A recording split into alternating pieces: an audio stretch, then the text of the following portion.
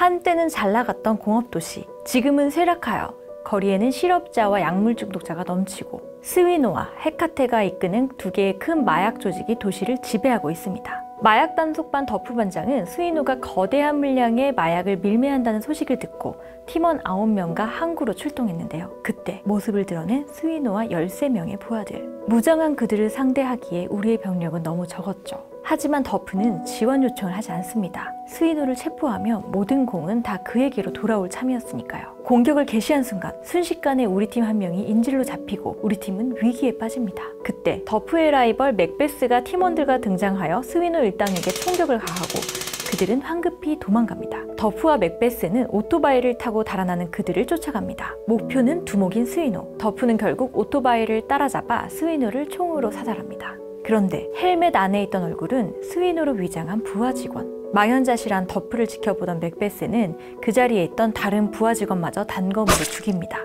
목격자가 남았다간 더프가 무고한 사람을 죽인 죄를 면할 수 없기 때문이죠. 더프와 맥베스는 어린 시절 단짝 친구이자 경찰대학 동기입니다. 하지만 경찰이 된 후 두 사람은 소원해졌습니다. 더프는 승진에 대한 개인적인 욕구가 매우 컸고 친구가 많지 않았습니다. 반면 맥베스는 소위 말하는 인싸, 그의 주변에는 그를 지지하는 많은 친구들이 있었습니다. 게다가 그에게는 연상의 미녀 여자친구 레이디가 있었죠. 그녀는 매춘부 출신이지만 독하게 성공하여 그 도시에서 가장 큰 카지노를 운영하고 있었습니다. 사건이 있은 뒤 맥베스는 무고한 사람을 죽였다는 죄책감에 몇 날 며칠 괴로워합니다. 그때 다른 마약 조직의 두목 헤카테가 보낸 3명의 여자가 맥베스 앞에 나타납니다. 헤카테의 축하 인사를 전하러 왔어. 조직범죄 수사반장으로 임명된 거, 그리고 경찰청장을 제거하면 당신은 그 자리를 꿰차게 될 거야. 맥베스는 코웃음을 치며 경찰청사로 돌아옵니다. 그런데 그들의 말대로 정말 자신이 조직범죄 수사반장으로 승진했다는 소식을 듣게 됩니다. 그 이야기를 전해드린 여자친구 레이디는 마약 조직의 두목 헤카테가 맥베스를 경찰청장의 자리에 앉히기로 작정했다는 것을 직감하고 맥베스에게 경찰청장이 되어 정의로운 도시를 만들자고 설득합니다.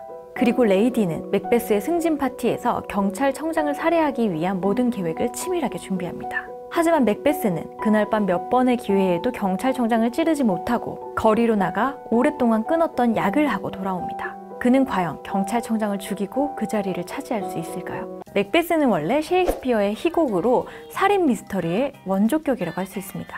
왕국에서 벌어지는 왕자를 둘러싼 배신과 욕망, 광기에 관한 스토리인데요.